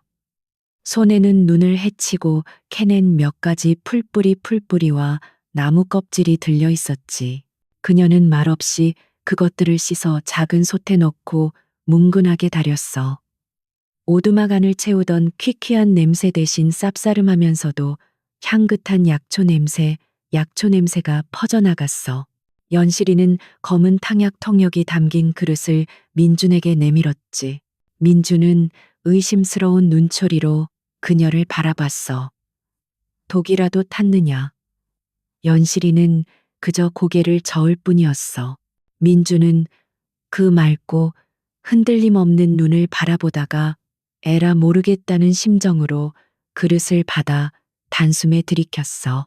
쓰디쓴 맛이 입안에 퍼졌지만 신기하게도 목구멍을 타고 내려가자마자 들끓던 기침이 조금 잦아들었단다. 그날 저녁 연실이는 민준이 숨겨둔 얼마 안 되는 곡식과 낮에 따온 버섯으로 뜨끈한 죽죽을 끓여냈어. 민준은 몇 달 만에 처음으로 사람이 먹는 음식을 먹었지. 두 사람 사이에는 여전히 아무 말도 오가지 않았어. 하지만 그 침묵은 더 이상 어색하거나 불편하지 않았단다. 민주는 낙방한 이후 처음으로 세상의 소음에서 벗어난 듯한 평화로움을 느꼈어. 그날 밤 민주는 잠결에 뒤척이다가 문득 눈을 떴어. 연실이가 아직 꺼지지 않은 아궁이의 잿불 앞에서 쪼그려 앉아 무언가를 하고 있었거든. 그녀는 새까만 숯조각을 손에 쥐고 차가운 흙바닥에 그림을 그리고 있었어. 저건 그림이 아니잖아. 그것은 단순한 그림이 아니었어. 선과 선이 만나고 원이 그려지고 물줄기가 흐르는 방향이 표시되어 있었지. 그것은 마치 이 산 아랫마을의 물길과 밭의 배치를 그려놓은 복잡한 지도 즉 수로도 쇠로토처럼 보였단다. 민주는 술 기운이 확 깨는 것을 느꼈어. 그는 자기도 모르게 입을 열었지. 너는 도대체. 연실이는 천천히 고개를 들었어. 그녀의 눈은 잿불에 반사되어 맑게 빛나고 있었지. 그리고는 아무 일 없다는 듯 다시 흙바닥의 지도 위에 새로운 선 하나를 그어 넣었단다. 오두막의 겨울은 혹독했지만 두 사람이 서로의 온기에 의지하자 시간은 생각보다 빨리 흘러갔단다. 얼어붙었던 계곡이 녹아내리는 소리 물소리가 들리고 산 곳곳에 진달래가 수줍게 피어나기 시작했지. 연시리의 정성 어린 간호 덕분에 민준의 지독한 기침은 멎었고 그의 얼굴에도 서서히 핏기가 돌기 시작했어. 그는 더 이상 술에 절어 살지 않았단다. 대신 그는 다시 붓붓을 잡았어. 수년간 먼지만 쌓여가던 벼루벼루에 맑은 물이 채워졌지. 어느 맑은 봄날 오후였어. 민주는 창호지를 뚫고 들어오는 따스한 햇볕 아래서 책을 읽고 있었지.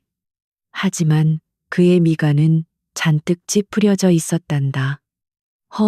참, 그는 몇 달 만에 처음으로 깊은 좌절에 빠져 있었어.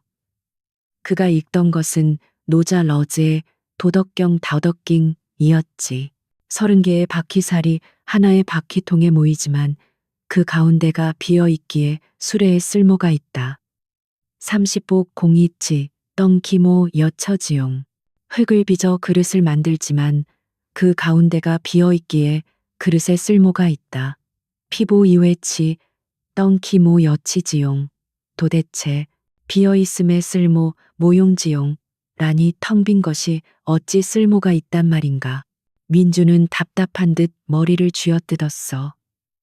그는 수십 권의 경전을 읽었지만 이 단순한 구절의 속뜻을 꿰뚫지 못하고 있었지.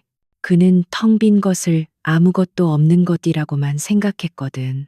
그는 화를 이기지 못하고 종이를 구겨 방구석으로 던져버렸단다. 그때였어. 구석에서 조용히 약초를 다듬던 연실이가 자리에서 일어났지. 그녀는 민준이 던져버린 구겨진 종이를 조용히 주워들었어. 그리고는 처음으로 민준의 책상 앞에 섰단다. 민준은 의아한 눈으로 그녀를 바라봤어. 연실이는 잠시 망설이더니 그의 붓을 집어들었어. 겨울 내내 부엌일과 약초 캐는 일로 거칠어졌던 손이었지만 그 손이 붓을 잡는 태타에는 조금도 흐트러짐이 없었지. 그녀는 벼루의 먹을 살짝 찍었어. 그리고 민준이 펼쳐놓은 새하얀 종이 화선지 위에 단 하나의 한자 한 줄을 써 내려갔단다. 글자 자체는 아니었어. 그것은 글자라기보다는 하나의 그림에 가까웠지. 하지만 그 필체 빛에는 민주는 숨이 멎는 것 같았어. 그것은 부드러우면서도 강건했고 단정하면서도 기품이 넘쳤지. 수십 년간 붓을 잡아온 데가 다자의 필체와도 같았단다이. 이 글씨는 민주는 넋을 잃고 그 글자를 바라봤어. 그는 고개를 들어 연실이를 보았어. 연실이는 아무 말 없이 붓끝으로 방금 쓴 글자의 가운데 빈 공간 콩을 가리켰어. 그리고는 책상 위에 놓인 텅 빈 찻잔을 가리켰지. 마지막으로 물이 담겨 있던 벼루에 움푹 팬 곳을 가리켰어. 순간 민준의 머릿속에 무언가 번개처럼 스쳐 지나갔단다. 그는 무릎을 쳤어. 그렇구나. 그릇의 쓸모는 그릇의 흙이나 형태에 있는 것이 아니라 그 텅 비어 있음 콩에 있었구나. 비어 있기에 무엇이든 담을 수 있는 것. 그것이 쓸모였어. 그는 자신이 몇 날 며칠을 고민해도 깨닫지 못한 이치를. 이 말 못하는 소녀가 단 하나의 글자와 몸짓으로 깨우쳐 주었다는 사실에 온몸의 전율이 흘렀어.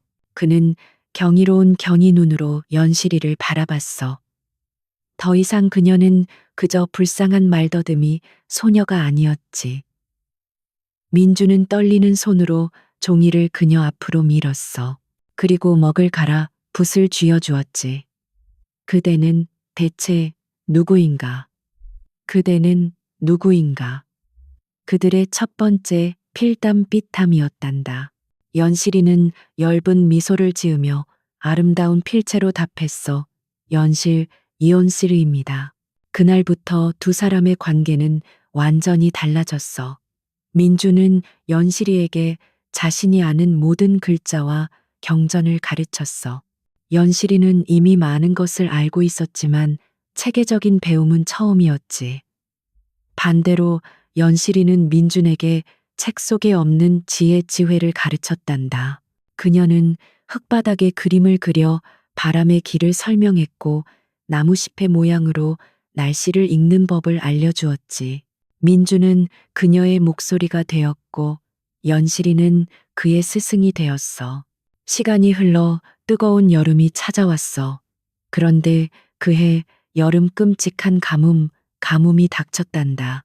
몇 달간 비 한 방울 내리지 않아 논바닥은 거북이 등처럼 쩍쩍 갈라졌지. 특히 산 아랫마을의 피해가 막심했어. 마을의 유일한 식수원이던 개울마저 바닥을 드러내고 말았거든. 마을 장정들이 사방을 파보았지만 물은 나오지 않았어.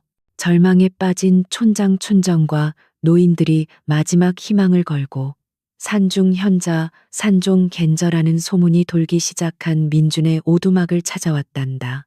선비님, 제발 저희를 살려주십시오. 이대로 가다가는 늙은이와 아이들부터 모두 말라 죽게 생겼습니다. 민주는 난감했어. 그는 글줄이나 읽었을 뿐 땅속에 물줄기 수맥다. 어찌 알겠어. 그가 망설이고 있을 때 연실이가 조용히 그에게 다가왔어. 그녀는 며칠 전 수치로 흙바닥에 그려두었던 지도를 가리켰지. 그건 마을의 수로도가 아니었어. 그것은 산의 능선과 골짜기의 흐름을 그린 산막도였단다. 연실이는 지도의 한 지점 디딤을 손가락으로 콕 찍었어. 그곳은 개울과는 한참 떨어진 바위 투성이의 마른 땅이었지. 민주는 그녀의 눈을 바라봤어. 그녀의 눈은 틀림없다고 말하고 있었지. 민주는 결심했어. 그는 촌장을 바라보며 말했지. 여러분 저를 믿으신다면 지금 당장 저곳을 파보십시오. 마을 사람들은 반신반의 반신반의 했어. 선비님. 하지만 저곳은 물 한 방울 날 것 같지 않은 하늘의 뜻은 때로 인간의 생각과 반대되는 곳에 있습니다. 제 말을 믿으십시오. 민준의 확신에 찬 태도의 마을 사람들은 마지막 지푸라기라도 잡는 심정으로 그곳을 파기 시작했단다. 한나절이 지나도록 흙먼지만 날렸어. 사람들이 지쳐갈 무렵이었지. 마른 흙 속에서 축축한 흙이 나오기 시작했어. 더 파게 더. 그리고 마침내 와 하는 함성과 함께 바위 틈에서 맑은 물줄기가 솟구쳐 올랐단다. 마을은 축제 분위기가 되었어. 산중 현자의 명성밍성은 순식간에 온 고을로 퍼져나갔지. 그 소문은 바람을 타고 연실이의 옛집에도 들어갔단다. 때마침 다음 향시를 준비하던 연실이의 오라버니는 귀가 솔깃했어. 용하다는 현자가 나타났다니 가서 내 운세라도 점쳐보고 합격의 기운이라도 받아와야겠다. 그와 그의 아내 형수는 쌀과 포목을 잔뜩 싸들고 산을 올랐어. 그들은 허름한 오두막 앞에 섰지. 그런데 집은 허름해도 주변이 말끔히 정돈되어 있고 마당에는 처음 보는 약초들이 가지런히 널려 있었어. 오라버니가 헛기침을 하며 소리쳤지. 아내, 현자날이 계십니까? 문이 열리고 민준이 나왔어. 몇 달 전에 술주정뱅이 선비가 아니라 눈빛이 형형하고 기품이 넘치는 학자옥자의 모습이었지. 오라버니는 넙죽 엎드렸어. 날이 소문 듣고 찾아왔습니다. 부디 저의 앞날에 누가 왔는가 민준의 뒤에서 맑은 목소리가 들렸어. 민준이 말했지. 아니, 손님이 왔는데 먹이라도 갈아야 하지 않겠나. 방 안에서 한 여인이 조용히 걸어 나왔어. 깨끗하게 빗어 넘긴 머리, 연분홍빛이 도는 뺨, 그리고 때가 끼지 않은 하얀 손. 그녀는 오라버니와 형수를 보고는 그 자리에 우뚝 멈춰섰단다. 오라버니 부부도 얼어붙었어. 너. 형수가 먼저 소리를 질렀어. 네, 네가 어찌, 이 말더듬이. 멍청한 년. 이 감히 선비님. 댁에 숨어든 개야. 그녀는 민준을 향해 애원하듯 외쳤지. 선비님 속으시면 안 됩니다. 이 아이는 제정신이 아닌 아이입니다. 말도 제대로 못하는 벙어리입니다. 이 아이가 선비님을 속이고 닥치시오. 민준의 목소리는 천둥 과도 같았어. 그는 오두막 문틀을 잡은 손을 부들부들 떨고 있었지. 몇 년 만에 처음으로 타오르는 분노였어. 멍청한 것은 이 아이가 아니오. 민준이 차갑게 말했지. 눈앞에 태산탈산을 두고도 그것이 산인 줄 모르고 맑은 샘을 옆에 두고도 그것이 물인 줄 모르는 바로 그대들이오. 형수는 그 기세에 눌려 입을 다물었어. 오라버니는 그제야 상황을 깨달았지. 이 산중 현자가 자신이 내쫓았던 멍청한 누이와 함께 살고 있다는 것을, 그리고 저 선비가 자신의 누이를 극진히 아끼고 있다는 것을. 그때였어. 지금까지 늘 고개를 숙이고 어깨를 움츠리고 눈을 피하기만 하던 연실이가 천천히 고개를 들었단다. 그녀는 한 걸음 앞으로 나섰어. 그리고는 오라버니의 눈을 똑바로 쳐다봤어. 그녀는 오 하며 입을 열려 했지만 여전히 말은 나오지 않았지. 하지만 그럴 필요가 없었단다. 그녀의 눈빛은 더 이상 두려움에 떨지 않았어. 원망도 아니었지. 그것은 맑고 단단하고 모든 것을 꿰뚫어 보는 듯한 고요한 힘임이었어. 나는 더 이상 당신들이 알던 내가 아니다라고 말하는 듯 했지. 오라버니는 그 눈빛에 압도당했어. 그는 진짜 선비 민준의 분노와 자신이 평생 무시했던 누이의 그 알 수 없는 눈빛 앞에서 견딜 수 없는 수치심을 느꼈단다. 그는 아내의 팔을 거칠게 잡아 끌었어. 가자. 망신살이 뻗쳤군. 어서.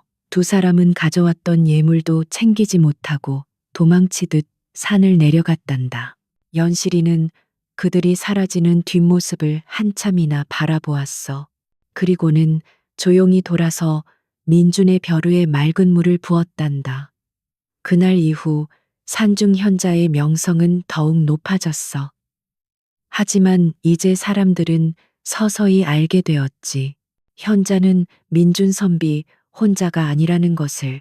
가뭄을 해결한 물길도 마을의 분쟁을 해결하는 기발한 방법도, 예를 들어 밭의 넓이가 아니라 밭의 내리쬐는 햇볕의 시간으로 땅을 나누라는 지혜, 심지어 농기구를 고치는 새로운 방식도 모두 민준 선비의 입을 통해 나왔지만 그 근원은 저 말 못하는 여인 연실이의 손짓과 그림에서 나온다는 것을 말이야.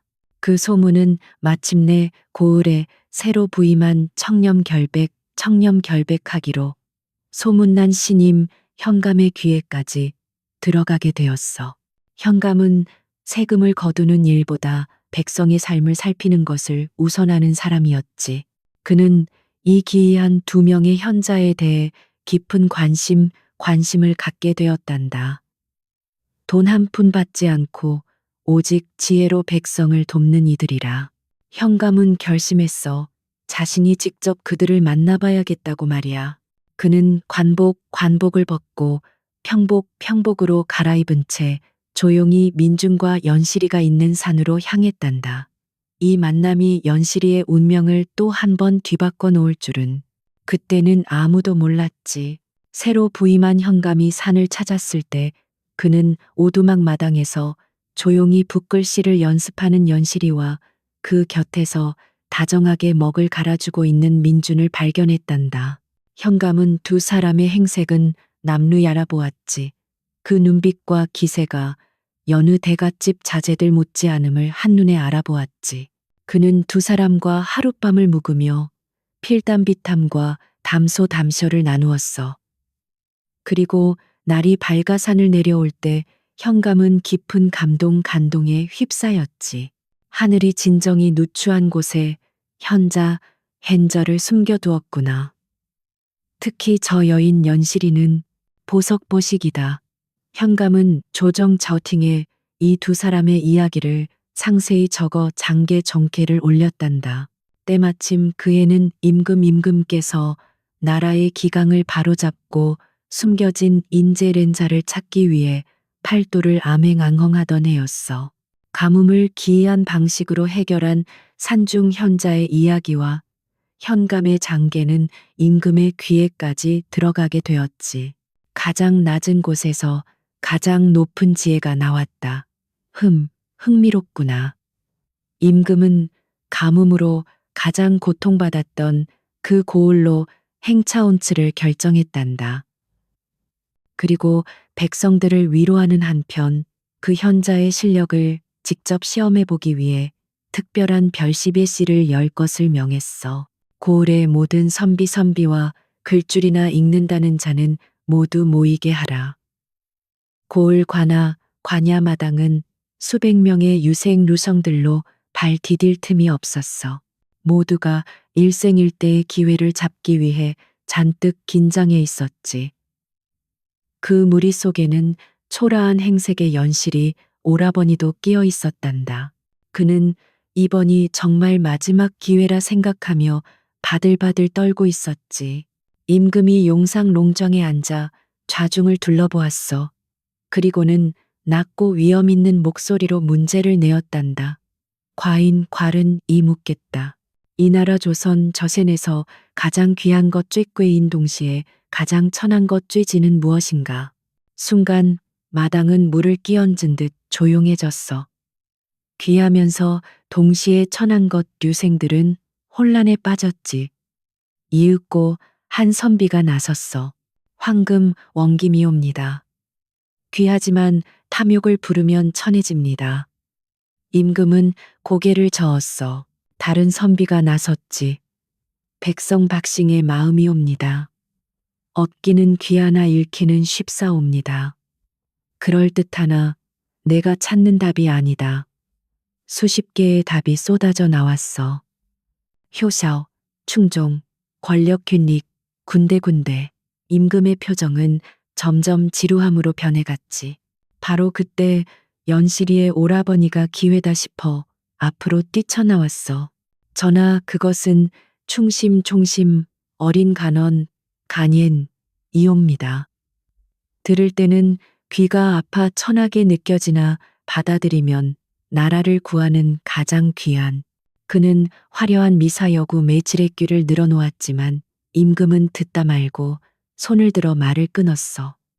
시끄럽다. 그저 말장난일 뿐이다. 임금이 실망한 표정으로 현감을 돌아보았을 때 현감이 앞으로 나섰어. 전하, 이 고을에 아직 전하께 답을 올리지 않은 이가 있사옵니다. 누구인가 전하께서 그토록 찾으시던 산중 현자 민준 선비이옵니다. 민준이 부름을 받고 임금 앞에 섰어. 그는 조금도 주눅 들지 않고 당당했지. 네가 답을 아느냐? 민준은 고개를 숙이며 말했어. 전하, 그 답을 아는 이는 소신서친이 아니옵니다. 뭐라? 소신의 곁에 있는 사람, 곧 소신과 백년가약, 박년 차역을 맺을 여인입니다. 무엇이 계집이라 하였느냐? 감히 여인을 이 신성한 별시 자리에 유생들이 술렁이며 민준을 비난했어. 임금은 오히려 흥미롭다는 듯 눈을 빛냈지. 좋다. 그 여인을 데려오라. 연실이가 관아 마당으로 들어섰어. 수백 명의 시선이 그녀에게 쏠렸지. 그녀는 얇은 무명 치마저고리 차림이었지만 그 걸음걸이는 단정하고 고요했어. 오라버니는 자신의 누이를 보고는 사색스서이 되었어. 저것이 어찌 저기에 연실이가 임금 앞에 섰어. 그녀는 너무 긴장한 나머지 입을 열었지만 저는 배, 배, 배라는 말만 겨우 내뱉었지. 푸아하, 저런 멍청한 말더듬이를 데려오다니 나라의 망신이다. 조롱 전홍과 비웃음 소리가 마당을 가득 메웠어. 조용히 하라.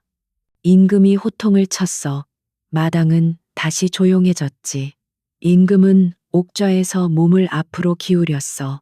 그는 연실이의 눈을 보았단다. 그 눈은 공포 공부에 떨고 있었지만 그 밑바닥에는 흔들리지 않는 맑은 빛이 있었지. 말을 못하겠느냐. 그럼 네 뜻을 보이라. 연실이는 깊게 숨을 들이마셨어. 그리고는 옆에 있던 병사 빙시에게 다가가 그의 허리에 찬 수통 물통과 비상식량 주머니에 있던 마른 쌀쌀 한 줌을 정중히 청했단다. 그녀는 임금 앞으로 돌아왔어. 먼저 마른 쌀 한 줌을 두 손으로 공손히 받쳐들었지. 그리고는 임금을 바라보며 또박또박 온 힘을 다해 말했어. 이것은 배고플 때 가장 귀한 것. 이것은 배고플 때 가장 귀한 것. 그러고는 수통에 물물을 받아 손바닥에 부었어. 이것은 목마를 때 가장 귀한 것. 이것은 목마를 때 가장 귀한 것. 유생들은 무슨 짓인지 몰라 어리둥절했지. 바로 그 다음 순간이었어. 연실이는 손에 있던 쌀과 물을 마당에 먼지 나는 흙바닥에 거침없이 쏟아버렸단다. 사람들이 경악경을했어. 연실이는 흙먼지에 뒤섞인 쌀과 물을 가리켰어. 그리고 이것은 부르고 마르지 않을 때 그녀는 잠시 숨을 골랐다가 맑고 큰 소리로 말했어. 가장 천한 것이옵니다. 가장 천한 것이옵니다. 연실이는 임금 앞에 깊이 엎드렸어. 전하, 가장 귀하고 또한 가장 천한 것은 바로 알맞은 때시 이옵니다. 온 마당에 정막지모이 흘렀어. 임금은 눈을 감고 그 말을 되뇌었지. 알맞은 때. 잠시 후 임금이 눈을 떴어. 그리고는 와하하하하하하. 임금이 옥자를 치며 크게 웃기 시작했어. 옳다오라 바로 저것이다. 임금은 자리에서 일어나 연실이에게 다가왔어. 이 말더듬이 계집아이 하나가 여기 모인 수백 명의 선비보다 현명하구나. 그래, 가장 귀한 것은 알맞은 때에 맞는 그것이지. 배부를 때의 쌀은 흙바닥에 먼지만도 못하지. 임금은 감격에 차서 연실이를 바라보았어. 그때 임금은 구석에서 얼굴이 흙빛이 되어 떨고 있는 연실이의 오라버니를 발견했지. 현감이 조용히 임금에게 다가가 그의 신분과 과거의 일을 아뢰었단다. 임금의 얼굴이 순간 싸늘하게 굳었어. 내 이놈 저런 보석보식을 누이로 두고도 애걱이라 부르며 눈보라 속에 내쫓았단 말이냐. 너의 어리석음은 그를 배운 죄죄로구나. 임금은 명했어. 저자의 유생 자격을 당장 박탈먹딕하라. 그리고 저자와 그 아내는 평생 이고을 관아의 노비가 되어 저들이 그토록 무시했던 백성들의 가장 천한 일을 돌보게 하라. 그들이 버린 알맞은 때가 얼마나 무서운 것인지 뼈저리게 느끼게 하라. 오라버니와 형수는 그 자리에서 끌려나갔단다. 그것이 그들의 오만어만과 탐욕에 대한 하늘의 심판이었지. 이제 임금은 다시 따뜻한 눈으로 연실이를 바라보았어. 연실이라 하였느냐. 쟤는 너의 지혜에 깊이 감복감fu하였다. 짐을 따라 궁궁으로 가자. 너를 정일품 정의핀 상국밑궁으로 삼아 짐의 곁에서 나라의 큰일을 의논하게 하겠다. 모두가 숨을 죽였어. 평민여인 그것도 말더듬이 소녀에게 정일품이라니 일생일대의 영광이었지. 하지만 연실이는 고개를 저었어. 그녀는 이번에는 말 대신 민준을 바라보았지. 민준이 얼른 붓과 종이를 가져와 그녀 앞에 펼쳤어. 연실이는 조금의 망설임도 없이 그 아름다운 필체로 글을 써 내려갔단다. 작은 물고기는 작은 시냇물에서 가장 행복하옵니다. 조유럭 서찬, 부디 이 부족한 신젠, 이 신이 속한 이 작은 산의 백성들 곁에 머물며 그들을 돕게 하여 주시옵소서. 임금은 그 글을 한참이나 내려다보았어. 그는 부후와 명예名誉 앞에서도 흔들리지 않는 그 지혜에 진심으로 마음이 기울었단다. 경도되다. 좋다. 짐이 너의 뜻을 억지로 꺾지 않겠다. 대신 너의 지혜가 이 땅에 뿌리 내리도록 해주겠다. 임금은 연실이와 민준의 혼인을 즉시 명했어. 그리고 그들이 살 수 있는 안락한 기와집과 가뭄 걱정 없이 농사 지을 수 있는 기름진 오토를 하사 자치했지. 그로부터 몇 년의 세월이 흘렀단다. 임금이 하사한 기와집은 마을에서 가장 따뜻하고 시끌벅적한 장소가 되었어. 민주는 그 집 사랑채에 작은 서당슈당을 열었지. 그는 더 이상 세상에 분노하는 선비가 아니었어.